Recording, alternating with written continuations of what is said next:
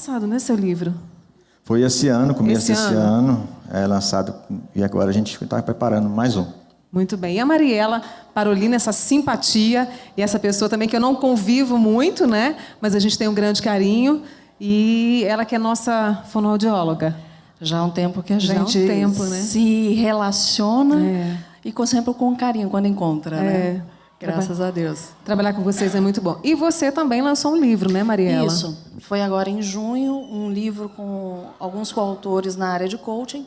E o meu é Coaching em Comunicação, onde eu pego exatamente essa experiência que a TV me trouxe e consegui juntar com algumas técnicas de coaching e colocar ali no livro. E é tudo isso que a gente vai saber. Eu também, acho que não tinha outro caminho, né, França? A gente que trabalha com jornalismo, uma hora ou outra se descobre também escritor da vida, né? Eu também lancei, já vai fazer, em dezembro, vai fazer 2 anos que eu lancei esse livro, Entre um Café e Outro.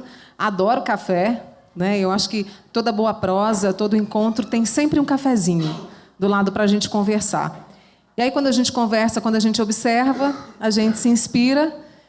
E nisso, eu comecei a escrever algumas crônicas, então, aqui nesse livro que eu vou falar um pouquinho. Mas eu queria agora, França, que você, por favor, falasse um pouco do seu livro, o que te levou até ele, né? Do que ele trata, para o pessoal conhecer. Bom, primeiro, bom dia, né, que a gente esqueceu de dar a todos. Obrigado pela presença, viu? Muito satisfeito em ver todos vocês aqui. O meu livro é esse aqui, O Telejornalismo no Interior, A Arte de Fazer Mais com Menos. Por que a arte de fazer mais com menos, né? Porque no interior, às vezes, sem estrutura, como nos grandes centros é muito fácil, com muita estrutura, com muito equipamento, com muitos funcionários. No interior, não, nem sempre é assim. A realidade nossa é fazer um jornalismo mais enxuto. E então o livro mostra isso, mostra como funciona o processo numa redação, cita exemplos de reportagens comunitárias também, que hoje é uma linha adotada no jornalismo. E esse livro surgiu por acaso, sinceramente. Na verdade, numa primeira conversa com o Jobert, que é sócio do Daniel, que aqui está, da editora Gulliver, ele me falou do interesse de criar um novo selo, né? Então, esse é o primeiro livro do selo Artigo A. Então, eu levei para ele uma proposta de um livro infantil, numa conversa, né? E daí ele me falou que queria abrir um selo que tinha algo nessa linha, E a partir daí a gente começou a elaborar o livro, um trabalho árduo de mais de ano, e que culminou com o lançamento agora em Divinópolis, em Belo Horizonte, em Uberaba e em outras cidades também. Está faltando ir para Uberlândia também, né? Está faltando. Foi muita pesquisa, França?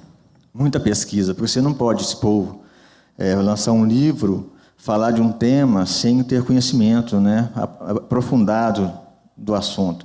Então, foi muito tempo de pesquisa, usei muito a minha experiência, né? Tem uma parte aqui que eu cito dos causos de bastidores, que é bem interessante. Então, exigiu pesquisa, exigiu trabalho, e por isso que levou tanto tempo. Esse é o primeiro livro? Esse é o primeiro. Já tá recente o lançamento, mas assim, você já pensa em outra? Por incrível obra? que pareça, eu achei que eu nunca mais ia mexer com isso. Tanto, entendeu? Mas aí... Tanto que é o sufoco, o trabalho, é muita revisão, é muitas idas e vindas, mas a gente acaba se apaixonando, né? Porque depois você tem um retorno maravilhoso, as pessoas comentam com você, te falam de detalhes do livro que você não tinha nem visto, então isso vai te estimulando. Eu estou preparando outro agora, que vai ser lançado em novembro ou dezembro, em homenagem aos 150 anos de Araxá, um livro com fotos e textos para parabenizar a cidade por essa data. Mariela, você está com o seu livro aqui, vamos mostrar para o pessoal, né? O título dele? A Bíblia do Coaching, porque Bíblia são do coaching. vários profissionais da área de coaching que colocaram as suas experiências, as suas expertises. Então, o meu capítulo, que é o capítulo 7, ele fala sobre coaching e comunicação. Então, onde eu pego exatamente a experiência, são quase 20 anos, quando a gente para pensar o tempo de caminhada. Prestando um serviço maravilhoso para a gente, né? Obrigada. Eu tenho muito orgulho disso, desse trabalho da TV, porque é a minha paixão. Então, e cada vez mais buscando formas de agregar o trabalho fonoaudiológico, né? Porque a minha formação básica é, como fonoaudióloga, especialista em voz. E eu fui encontrando no coaching ferramentas que só agregariam ao grande desafio que é você ter naturalidade, credibilidade numa coisa que você tem que ler muitas vezes, né? Ou decorar, dependendo da passagem. E eu amei escrever também, e foi muito gostoso na hora que você pega a sua experiência e começa a colocar no papel, colocar em ordem, como isso é prazeroso. Poxa, como foi um caminho trilhado, com o que essa experiência profissional traz. Isso é muito gratificante. E como, né, o coach com comunicação, o que você descobriu, né, nessa ligação? Talvez para vocês que já trabalham com lead, com tudo isso, seja uma coisa mais natural trabalhar, mas para outras pessoas não. Então, muitas vezes, quando elas vão trabalhar com oratória, o que eu vou escrever? Como que eu vou começar? É só preocupar em como me portar, como segurar o microfone, como eu tenho que falar com as pessoas, olho, não olho, para quem eu olho? Não é só isso. Então, por exemplo, o coaching, a base dele, onde eu estou, aonde eu quero chegar. Se você trabalha o seu texto, a sua apresentação, partindo disso, a sua introdução é onde eu estou, a sua conclusão é onde eu quero chegar, e aí você tem as suas subdivisões, fica muito mais fácil planejar o que você vai falar e depois você prepara a sua apresentação, vai preocupar com a voz, vai preocupar com o corpo. Para vocês talvez seja mais simples, mas é só dar um outro nome. E são técnicas de coaching. E quando você fala com os seus valores, você tem muito mais credibilidade. Quais são os valores? Como que você coloca o valor seu na sua fala sem falar que aquele é um valor, mas é o que você é. O que nós comunicamos é como se fosse o nosso cartão de visita sonoro. A sua, por exemplo, essa sua maneira doce de falar é uma característica sua. O seu jeito de portar. Então, tudo isso está tratado aqui, como a gente pode maximizar, trabalhar essas habilidades e competências. Também foi um trabalho de muita observação, assim. Muitos repórteres passaram, né, França? O laboratório aí foi bom, hein? O laboratório foi Meu laboratório intenso. de muitos anos. E é muito gostoso trabalhar com vocês. Vocês são... o jornalista é muito rico. Vocês são muito ávidos. E nós temos que correr atrás. Porque, senão, o resultado final, a cerejinha do bolo... Eu fico pensando, né, que você trouxe essa questão de preparar a voz, vem muito a questão da tranquilidade. E se tem uma coisa, né, França, que no nosso dia a dia não tem muito, é a tal da tranquilidade. Não tem nada. É muita pressão, né? E nesse trabalho que você faz, que você fez e com o livro, é possível trabalhar isso também, essa questão, né, Então, acho que todos nós hoje vivemos, independentemente da profissão. A gente está sempre muito acelerado, muito pressionado e muito... não é euforia, né? Muito acelerado, né? Eu tenho uma expressãozinha, uma palavra que eu gosto muito de usar, que é cafubira, que é quando você não sabe explicar, né? Se é uma cafubira que te dá, você fala, meu Deus, não vou conseguir. E, principalmente, para o jornalista, né, que está ali à frente, o repórter e o apresentador, que eles precisam tanto desse eixo, desse equilíbrio, para poder chegar até as pessoas com a informação da maneira correta. É saber lidar com o estresse, né? O frio na barriga, graças a Deus que a gente tem. Ele tem que ter. Sempre, né? Sempre tem que ter. Por exemplo, nós estamos aqui, pessoas amigas, pessoas conhecidas. Se não der aquele friozinho na barriga na hora de sentar aqui, não está legal. Não faz sentido. Não faz sentido.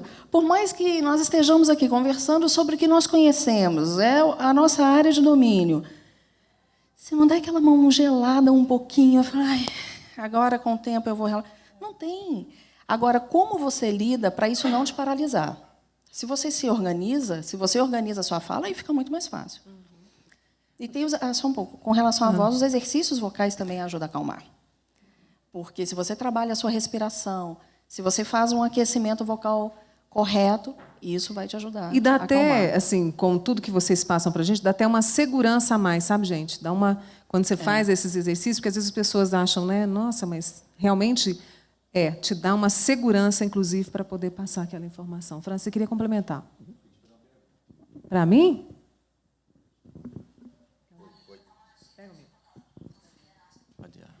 Oi.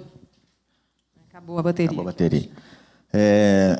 A questão do jornalismo com a literatura, né? O jornalismo é muito objetivo e a literatura subjetiva, né? Como é que foi para você lidar com isso? O jornalismo, aquela rapidez, aquela coisa de imediatismo, você fez o texto, entrega, vai embora. Nunca mais você vê aquilo. E o livro, não. É um processo de lapidação. Como é que foi para você trabalhar isso? Foi difícil, engraçado, porque quando a gente trabalha em TV, é isso que você disse, nós precisamos muito de agilidade, objetividade, síntese, né? Porque quem escreve para o jornal ele tem muito mais condições de trabalhar aquele texto, ele tem um espaço maior, a gente já não tem.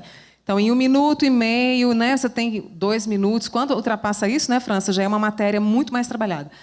E aí, para mim, foi muito difícil, porque assim, eu sempre gostei de escrever, mas escrevi ali uma coisa ou outra. E quando eu fui trabalhando um texto mais elaborado nesse processo de lapidação, eu sofri muito em frente a esse negocinho aqui.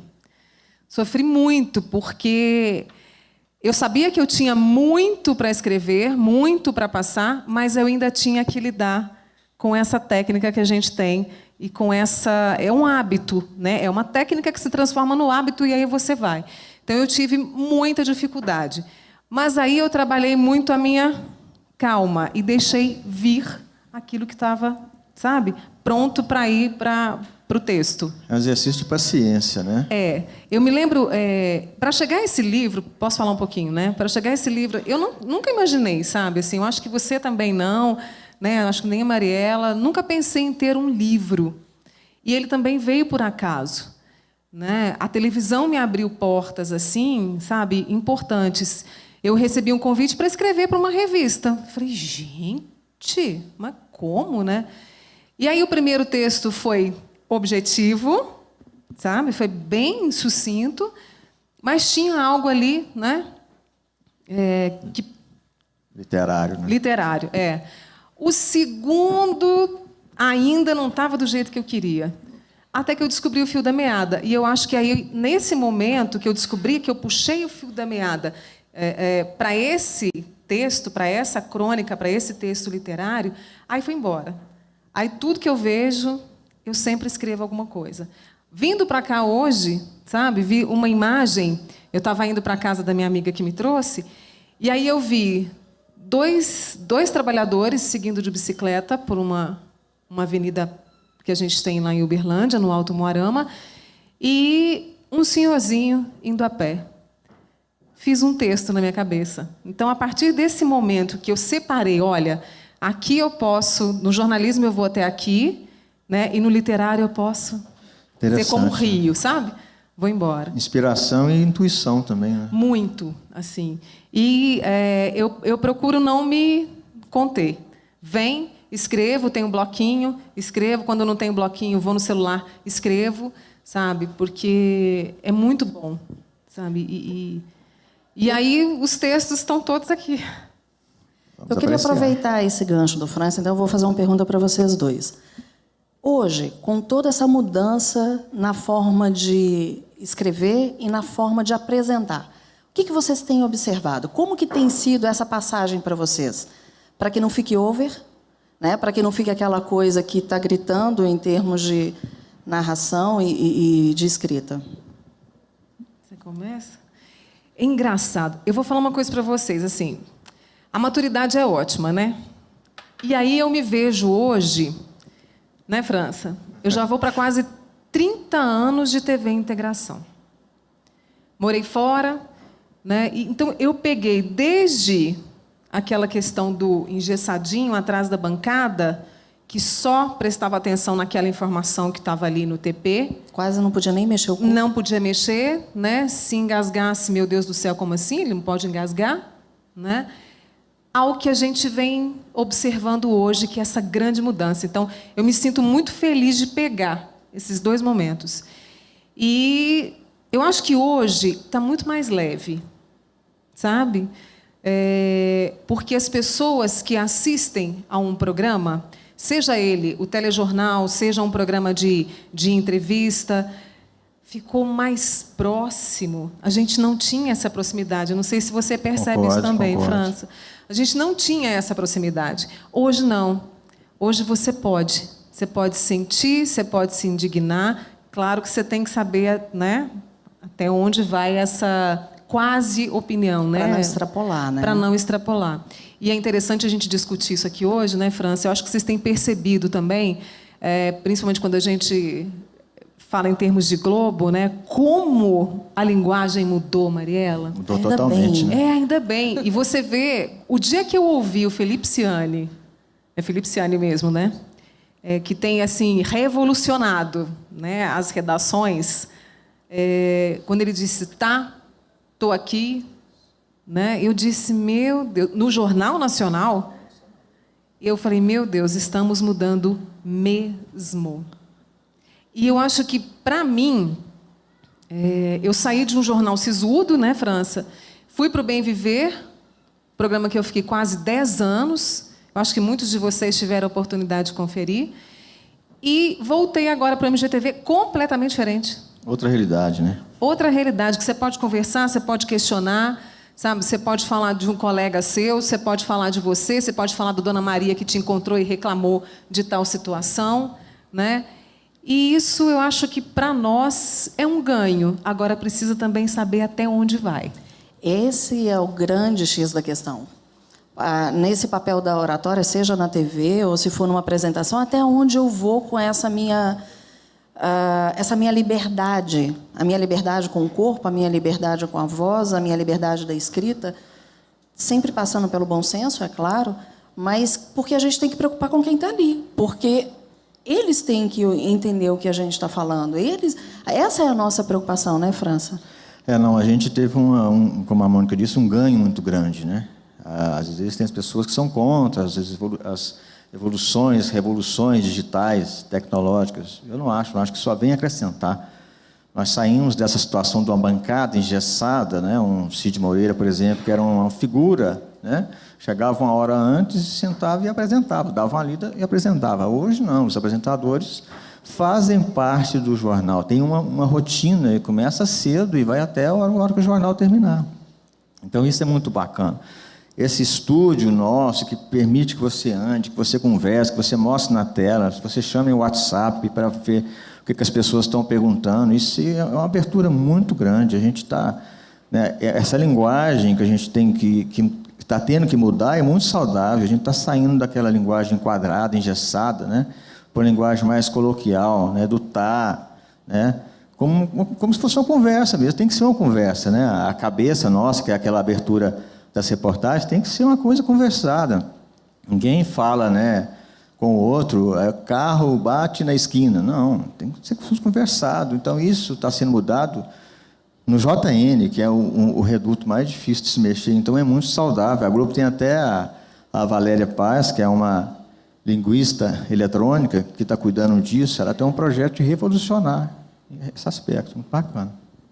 E você trouxe uma questão, eu queria até ver com vocês, porque hoje a gente tem tantos meios de comunicação, né? A informação ela está aí distribuída de todas as formas, né? E eu acho que essa mudança na linguagem que a gente vai se adaptar, ela vem principalmente para que as pessoas, como você disse, elas possam entender, para vocês que estão em casa, né, que quando a gente mostrar algo de economia, né, de política, né, que as pessoas possam entender, né? Essa linguagem, além de aproximar e falar assim, nossa, ele é como eu, né? O Beltrano é como eu e somos todos iguais, ela vem muito para isso, para que as pessoas possam entender.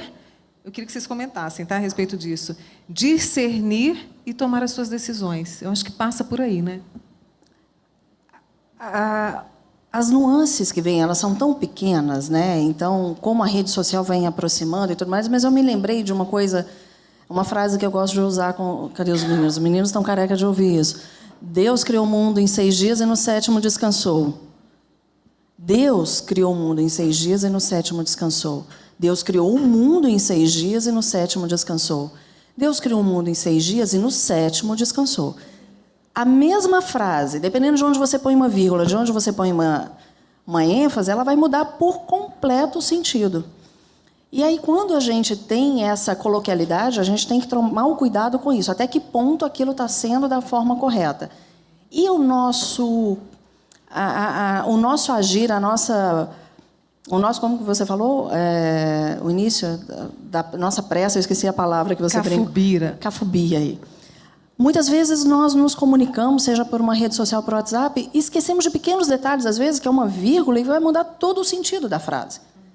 Então, esses pequenos cuidados com a língua, eles têm que permanecer. Nós não podemos esquecer esses cuidados com o nosso português, mas nós temos que cada vez mais ser ágeis e práticos nesse nosso comunicar, para que seja efetivo. Uma vez o Emílio brincando, ele ouviu uma pessoa comentando que hoje a quantidade de informações que a gente tem é como se nós estivéssemos bebendo água no hidrante. Não tem como a gente pegar toda a informação. O que vai chamar a informação para que você leia aquela? Ou para que você assista aquela? Nós temos que ter algum diferencial. Então, essa proximidade ela vai trazer esse diferencial. Ela disse essa questão de chamar a atenção, né? E é justamente por esse tanto de informação que a gente recebe e por tantos meios, né, França? Assim, a gente tem o rádio, a gente tem as redes sociais, eu quero muito comentar sobre isso aqui. A gente tem as redes sociais que, de repente, as informações chegam até antes que a gente fique sabendo, né? E a gente tem esse desafio de chamar a atenção. Você acredita que essa mudança de linguagem, né, isso que vem, essa nova proposta que vem, ainda a nossa criatividade tem que ser ainda maior para a gente poder chamar a atenção desse nosso telespectador? Não, tem que ser muita, mas agora a gente tem que ter bom senso, né? Não é porque é inovação, porque é correto, né? Tem que ver em que aquilo vai agregar para a gente no dia a dia, né? Eu acho que a questão de se opinar também, de ser âncora, tem que ter cuidado, para você não ser leviano, né? Uma informação errada, você compromete, né? E aí, para você consertar, foi difícil. Então, essa quantidade de informação é preocupante. Porque como você vai filtrar isso? Qual o critério? Hoje você tem um site, como você falou, hoje é mais interessante, talvez, numa reportagem, você nem precisa ser o primeiro a dar notícia. Notícia dá no site primeiro, na rádio. Às vezes tem muitas empresas que têm no seu guarda-chuva o site e o rádio, e você vai ter, na outra edição, uma matéria mais trabalhada, com um personagem, né, com alguma pessoa que talvez viu aquele acidente e só você tem, né, ou uma leitura de cenário diferente. Então, tudo isso vai chamar a atenção. Mas, assim, essa overdose de informação preocupa, né?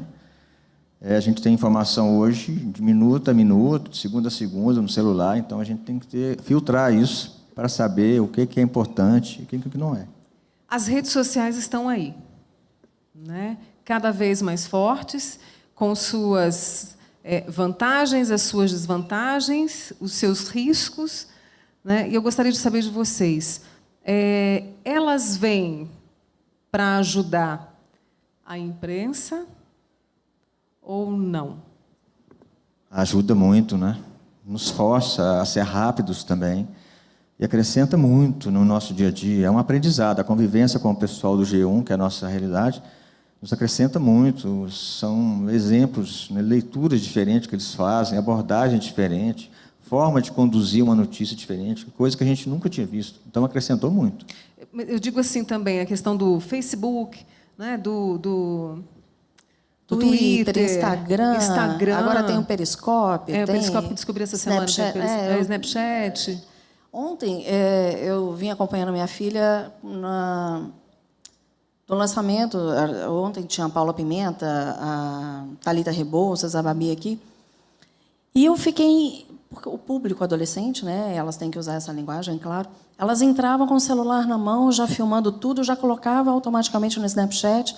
Elas comentavam, vocês viram o que nós fizemos? Vimos. É uma linguagem que não dá para a gente fugir dela, mas aí, de novo, o bom senso que o França comentou. O que a gente vai aproveitar dela e como a gente vai aproveitar.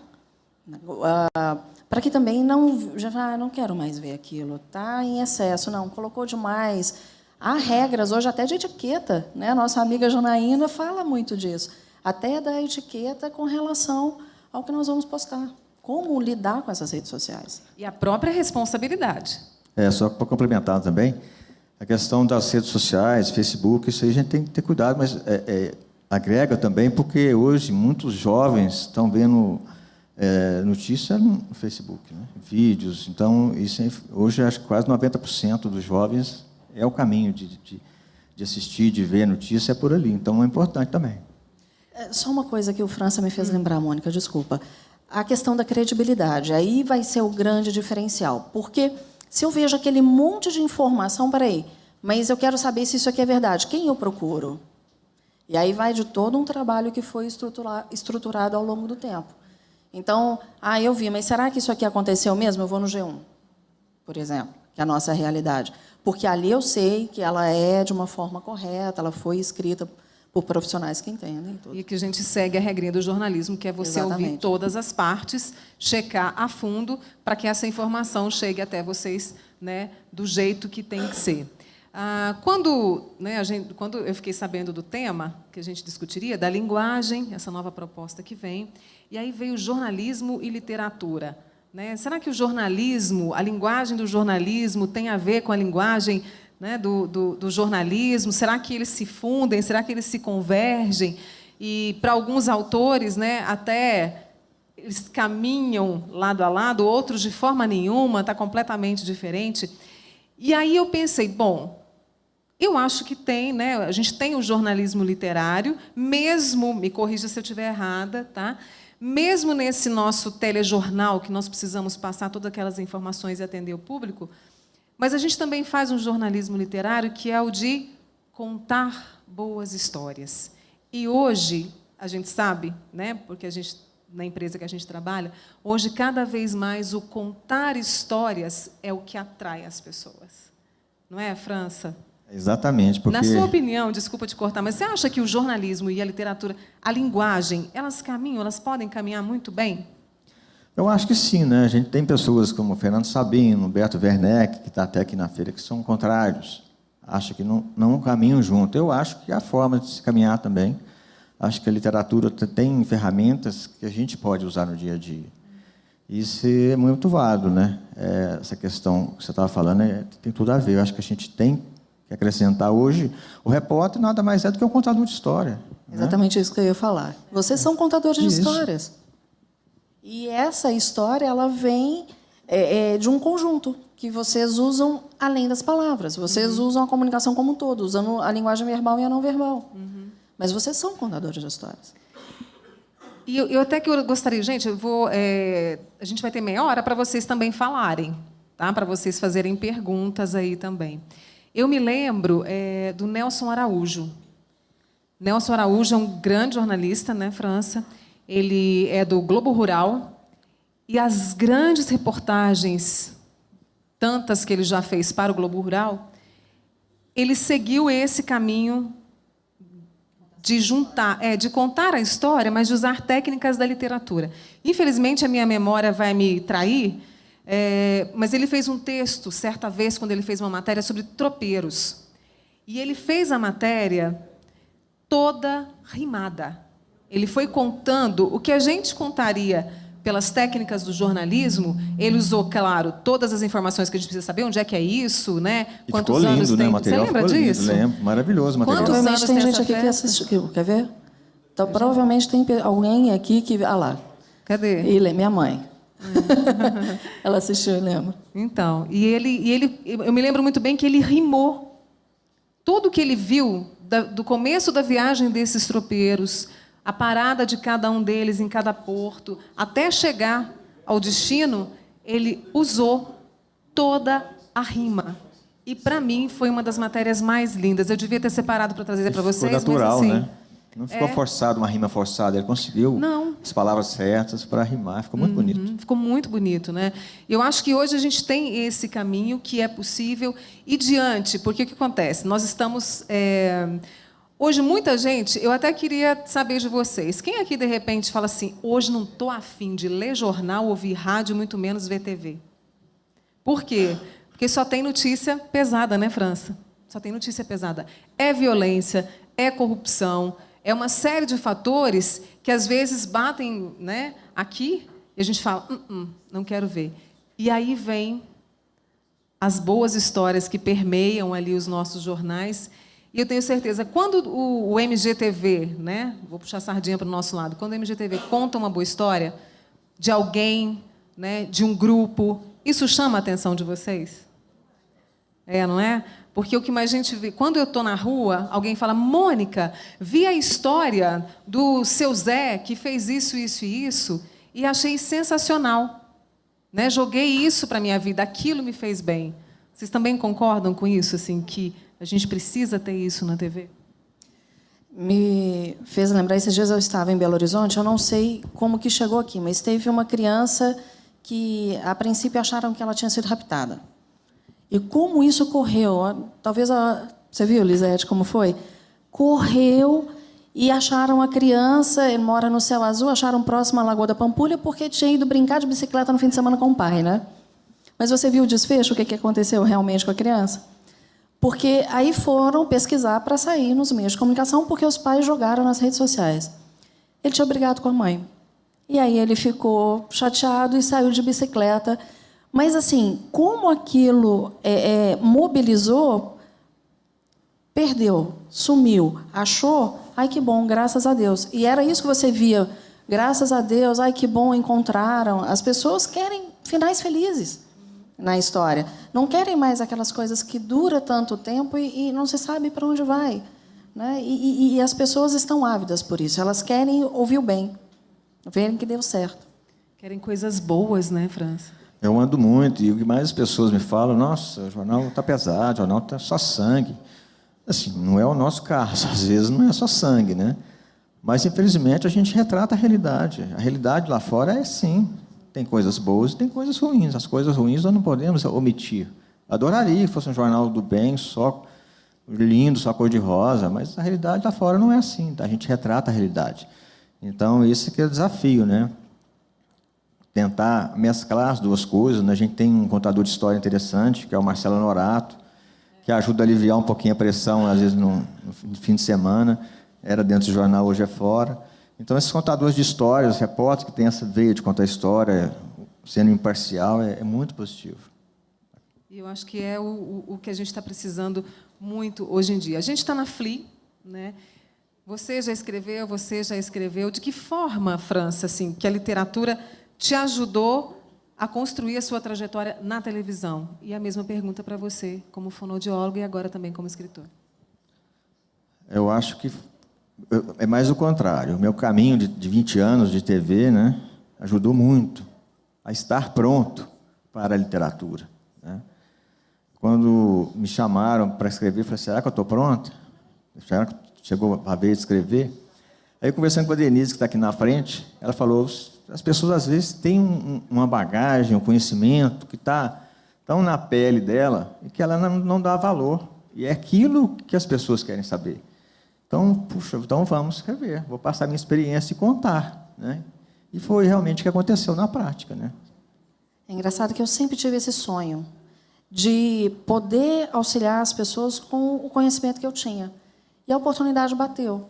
E a gente estava falando de redes sociais, foi exatamente pela rede social, por verem, porque as pessoas viam o que eu escrevia e comentavam, e aí me convidaram para escrever, e eu, na hora, falei, olha, é o que eu sempre quis.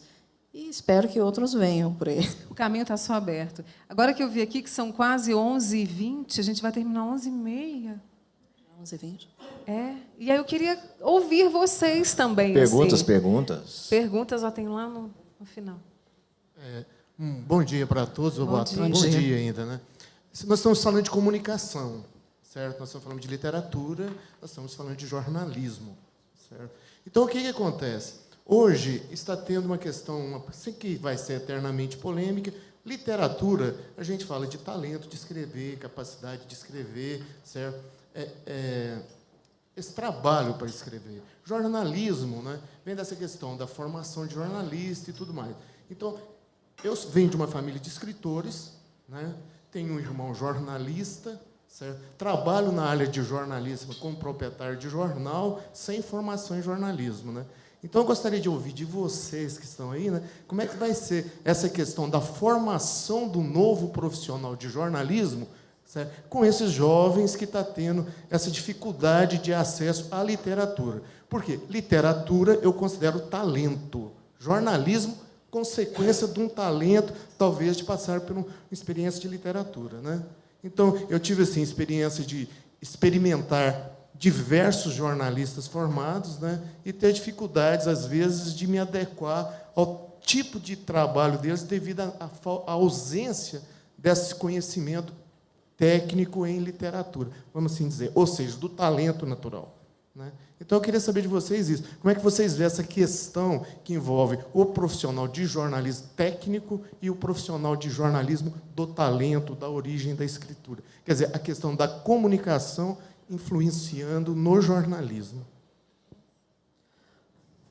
Eu acho que o que se espera hoje de um profissional, quando se busca no mercado, é criatividade.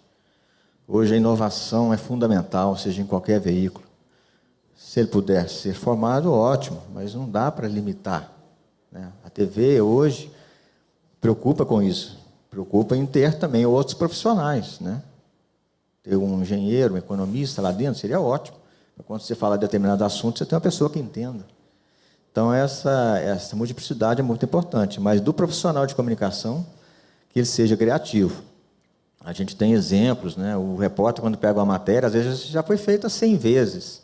Cabe a ele acrescentar um novo olhar. Coisa que o Zé Hamilton Ribeiro, repórter do Globo Rural, faz muito bem.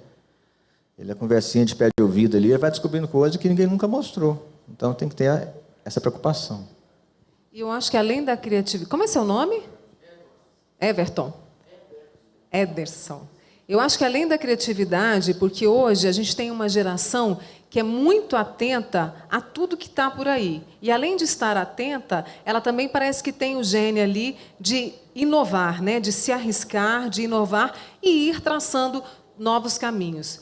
Eu, Ederson, assim, além desse profissional de comunicação, disso que ele vai ter, né? Eu acho que ele precisa da formação, sim.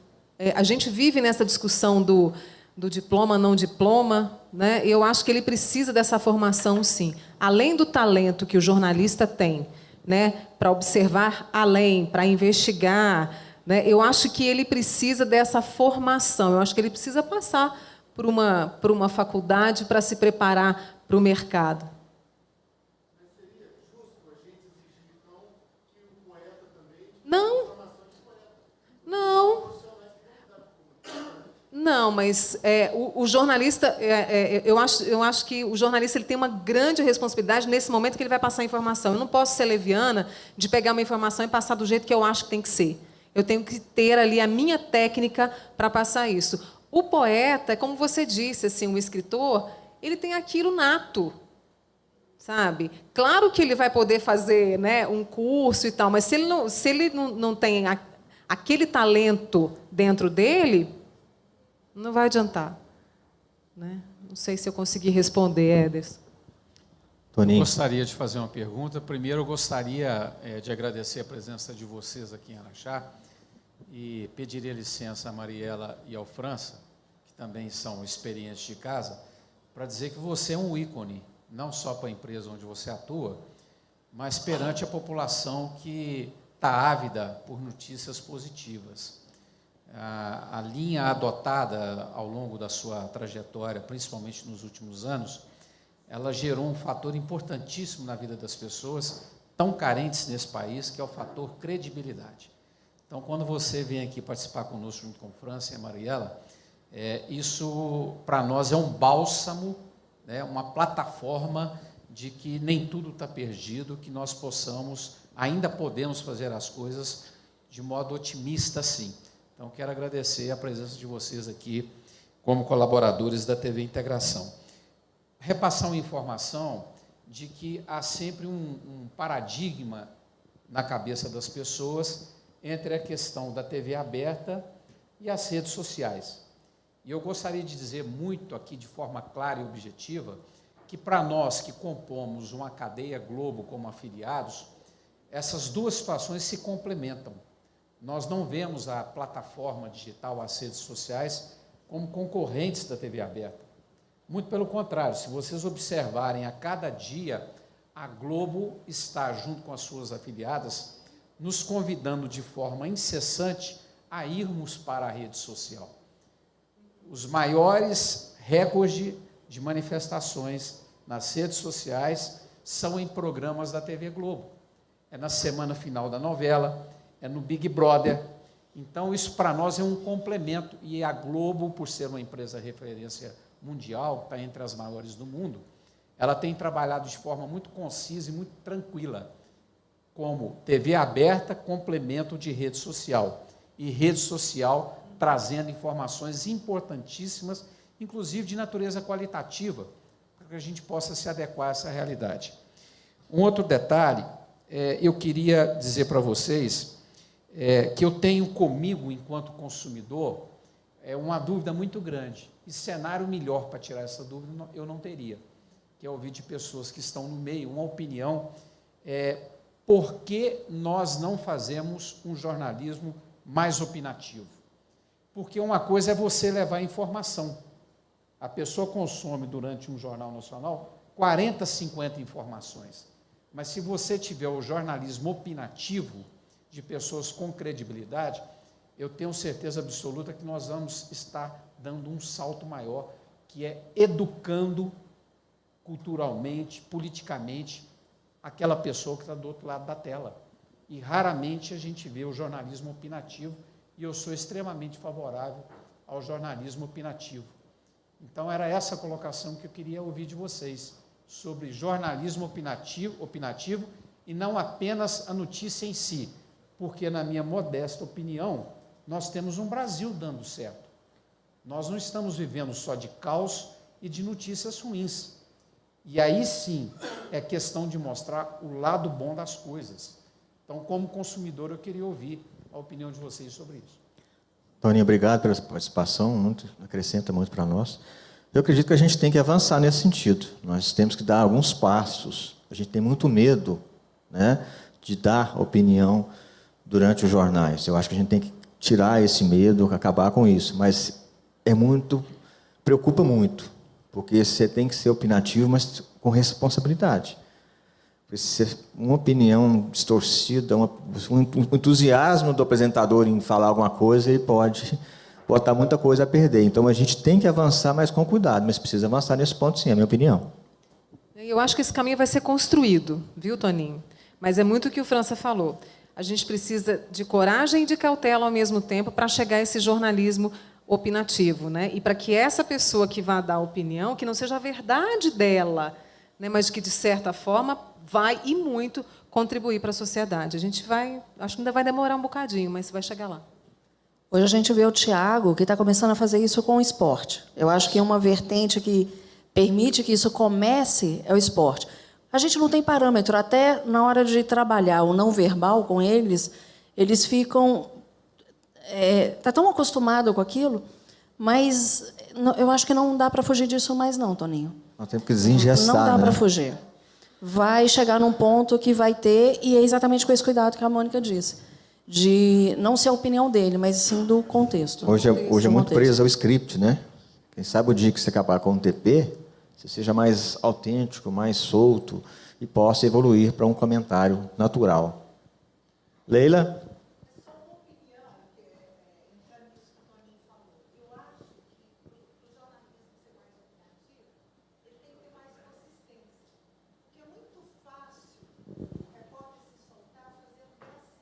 Exatamente. Então, está ficando todo mundo mais desenvolto, fazendo mais gracinha, né?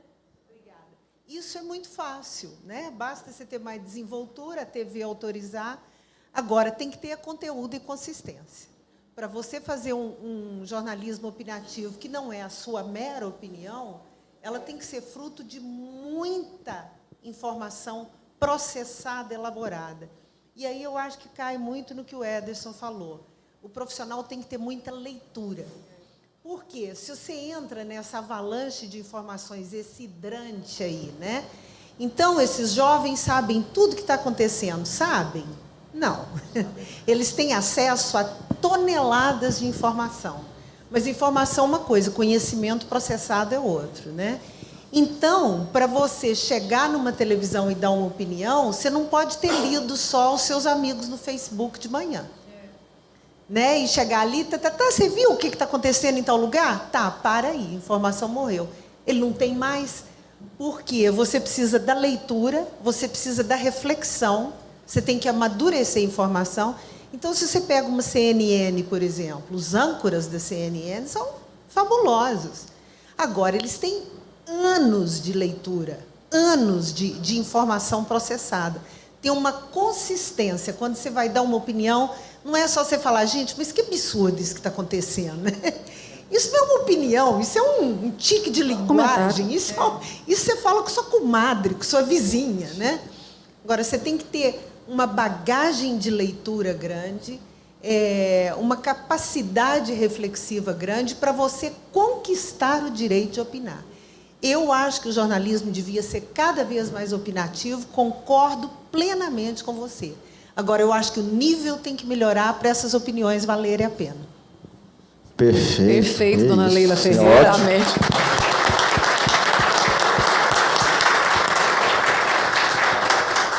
A gente tem um moço aqui para fazer pergunta. Deixa eu dar uma olhadinha aqui. A gente tem 1 minuto. 50 segundos. Bom dia a todos, meu nome é Lorival de Jesus. Eu gostaria de fazer um comentário rápido e também uma pergunta para responder rápido. Graças ao telejornalismo, né, eu morei na cidade do Rio de Janeiro, eu tinha uma dificuldade de fala tremenda. Eu era, não sei, extremamente tímido e cortava as palavras para falar. E procurei um curso com um grande jornalista da extinta Rede Manchete, o Paulo Carvalho, e que eu consegui articular as palavras legal. Então, graças ao telejornalismo, ao jornalista, que eu consegui resolver parcialmente um problema meu de fala, né? Mas a pergunta é o seguinte: a televisão, ela sempre foi muito, digamos assim, criticada pelo conteúdo por pessoas que são, às vezes, intelectuais, dizem que não vejam televisão, né? Isso muita gente repete. Em parte tem razão, porque a televisão, muitas vezes, em busca de audiência, atualmente tem uma afiliada aqui na região, falo o milagre, não falo o nome do santo, né? Que se estende muito em comerciais regionais e tal. Isso entedia o telespectador. Eu gostaria de saber do Luiz, de vocês, se a televisão tem que ter esse formato, primar pelo comercial. É claro que tem que ter dinheiro para tocar o programa, mas também muitas coisas que foram feitas 20 anos atrás, muitas palavras, muitos costumes, inclusive no fim do telejornal, passa uma música terrível de rotativa, aquela barulheira toda. Eu fico, meu Deus, que hora que acaba isso, né? E está até hoje, nasceu lá atrás, em 78, no Jornal Nacional, e hoje praticam isso. De repente, você falou no aspecto criativo, né? Deveriam criar formatos, quebrar um pouco esse enquadramento, essa repetição de coisas que só não acrescentam nada na nossa cabeça. Então, a televisão moderna, com suas tecnologias agregadas, muito legal, né? Assim como o jornal escrito, né, ele está sofrendo por consequência da comunicação eletrônica, né? A televisão também está nesse viés também de ser rejeitada por conta dessa invasão de Facebook, esse drante de informação. Então, cabe à televisão hoje, talvez, a pergunta, estou até respondendo, né? Como que vocês aqui hoje poderiam ver esse desafio de criar realmente formatos que venham de encontro à nossa necessidade de ouvir a notícia e de se ambientar com a televisão? Eu fico irritadíssimo quando acaba um telejornal, principalmente aquele telejornal da Minas agora, aqui de Minas Gerais, fica uma música com 2 notas o tempo todo e não acaba nunca só a letra dessa letra, e fica aquela coisa, meu Deus, eu vou ter que desligar essa televisão. Me responda isso, se é possível modificar, ousar, né, para que as coisas fiquem legais. Obrigado. Obrigado a você, Lorival. Eu acho que a televisão está vivendo um processo de reinvenção, né? Ela vai ter que se reinventar a partir de agora. Está mudando tudo, ela tem que se adaptar à tecnologia, ao 4K, ao 8K, são redes sociais. Então, ela tem que ser, o jornalismo dentro desse contexto tem que ser cada vez mais atraente, tem que se conversar mais, entender o que a população está querendo da gente. Não dá para você ficar distante e achar que está conversando com a comunidade, que você sabe tudo. Não, você tem que vivenciar a comunidade, saber o que ela está conversando, qual que é a conversa dos vizinhos, qual que é a conversa na praça. Se o jornalismo está retratando isso. Esse é o desafio. Não dá para ser distante mais. Então, eu vejo na televisão hoje processos que são os mesmos desde quando entrei há 20 anos. Precisa mudar formato, processos, a gente precisa se reinventar. O desafio é esse. Lorival, eu acho que a gente está realmente nesse movimento de se reinventar, sabe? De transformar e de achar, não um formato pronto, mas de ir experimentando. Eu, na minha modesta opinião, eu acho que a TV, que é o meu meio, né, ela tem procurado isso. E você trouxe a questão dos comerciais, eu acho que até nisso, nesses blocos comerciais que cada emissora tem, ela vai ter que começar também a pensar. Por quê? Porque hoje, não é, talvez eu vou usar um verbo aqui que não seja isso, mas as pessoas se distraem muito. Então, se você não quer ver alguma coisa aqui, você vai para outro lugar. Entendeu? Você vai para outros caminhos que te ambientem bem, né? Mas eu acredito que estamos nesse movimento e que ele não vai parar, sabe? De transformar e ir buscando experimentos que agradem a todos. Só não pode ficar refém da audiência, né? Achar que a audiência é tudo e fazer tudo em função de audiência. Acho que tem que conversar com a população e, se a audiência refletir o interesse da população, ótimo. Aquilo que te agrega, né? Seja no jornalismo, seja no entretenimento, né? Exatamente, audiência e relevância. A Josane já me falou que a gente precisa encerrar. Já são 11, né? 11h35 quase. Tem mais uma pergunta? Bom dia, meu nome é Luana. Oi. Então, em questão a quem quer ingressar nessa área de jornalismo, inexperiente, começando agora, é a faculdade que quer fazer, a questão do diploma que o moço falou. Tem ou não tem? É uma dificuldade que a gente vai enfrentar, né? Disputar área de trabalho com quem não tem diploma e tem talento, e quem estudou, se formou com aquilo e quer ingressar nessa área. Eu quero ouvir de pessoas experientes, que nem vocês aí, quais são as dificuldades maiores que nós, jovens, vamos enfrentar para ingressar nessa área de trabalho, que é o jornalismo. Esse desafio de enfrentar a concorrência de pessoas não profissionais sempre existiu e vai existir, né? O mercado fomenta isso. Eu acho que o caminho é estudar, é se formar, é se qualificar, mas não só sentar no banco da faculdade e esperar que aquilo vai resolver tudo. É conhecer o mercado durante a faculdade, é saber quem são os profissionais, quais são as emissoras, qual o caminho que você vai traçar depois disso. Então, acho que o caminho é esse, e buscar se informar, né? Igual a Leila falou, tem que estar criando essa bagagem aí durante o trajeto. Jornalismo é muito bom. Como é que é seu nome? Luana. Eu estou quase 30 anos e aprendendo todos os dias. Dificuldade você vai ter. Quando você for prestar o seu exame para você entrar para a faculdade, lá na faculdade você vai ter muita dúvida, você vai ter muita dificuldade. Mas se é isso que você vai fazer, se você gosta, você vai saber enfrentar tudo isso. E eu reforço também, junto com o França e com a Leila, leia bastante, assista a TV, todos os telejornais, todos os programas de debates que você puder assistir, ouça AM, ouça a rádio AM, sabe? E vá se formando. A faculdade vai te ajudar? Vai. Eu fui da segunda turma de uma faculdade de Uberlândia, que estava, né, se desenhando ali, e para mim foi ótimo. Eu aprendi com os profissionais coisas assim que eu jamais imaginei.